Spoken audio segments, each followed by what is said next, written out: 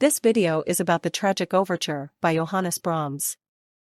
I will explain the most important things about the work and the composer. Johannes Brahms was an important German composer and pianist of the 19th century. He was born in Hamburg in 1833 and died in Vienna in 1897.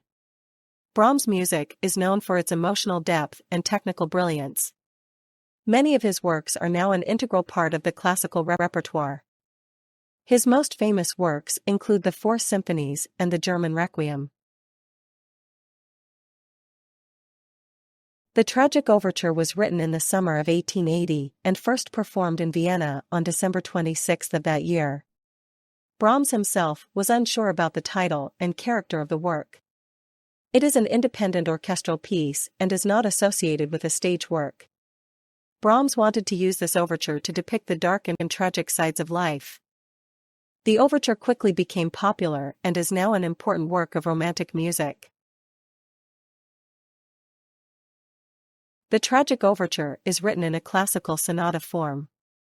It begins with a slow introduction, followed by a fast, dramatic main theme. The middle section features quieter, lyrical passages that contrast with the main theme. The work ends with a powerful and somber final sequence. The entire composition lasts about 12 to 14 minutes. The Tragic Overture is known for its complex harmonies and dense orchestration. Brahms uses a variety of instruments to create different timbres and moods. Particularly noteworthy are the expressive wind and string passages. The dynamics of the piece often alternate between quiet, intimate moments and loud, dramatic climaxes. This versatility makes the overture an exciting and moving listening experience. The Tragic Overture was well received by critics and audiences alike after its premiere. It is considered one of Brahms' most important works and has influenced many composers. The work's dark and emotional depth inspired later composers such as Gustav Mahler and Arnold Schoenberg. Even today, the overture is still frequently performed in concert halls around the world.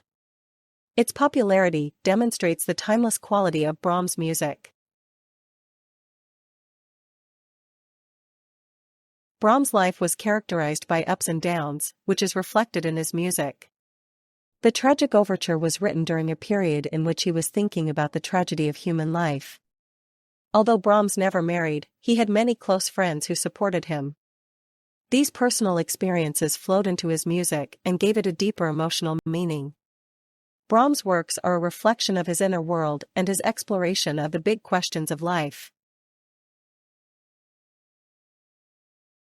In the same year as the Tragic Overture, Brahms also wrote the Academic Festival Overture.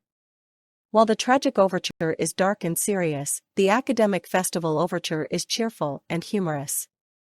Brahms wanted to use these two works to represent the different facets of life. Both overtures are independent compositions and were often performed together. The contrast between the two pieces shows Brahms' versatility as a composer. The Tragic Overture is an outstanding example of 19th-century Romantic music. During this period, composers placed great emphasis on expression and emotion in their music. Brahms's overture perfectly embodies these principles. It shows how music can convey deep human feelings.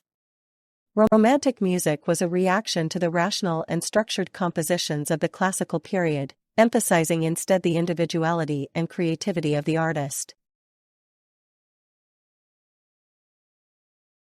The Tragic Overture has been performed by many famous conductors and orchestras. Each interpretation brings new nuances and insights to the work. Conductors such as Herbert von Karajan and Leonard Bernstein have had the overture in their repertoires. Modern performances often use historical performance practices to present Brahms' music as authentically as possible. This diversity of interpretations keeps the Tragic Overture alive and relevant for today's listeners.